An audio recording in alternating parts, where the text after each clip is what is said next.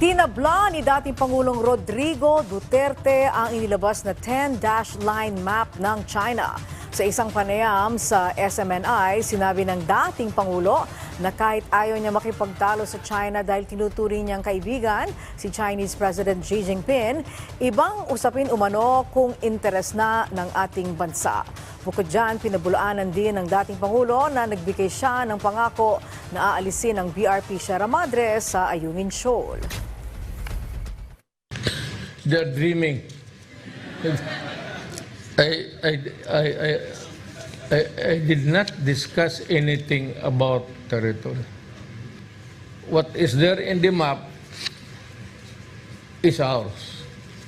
Yung Sierra Madre, sabi ng Pilipinas, ay atin, yung area na yan. So, let it just remain there. Hindi ako sang-ayon sa yung 10-dash line. And I'm no longer in government. Pero kung sabihin mo na magsunod ako sa yung characterization ng boundaries nila, hindi ako. So, yung territory natin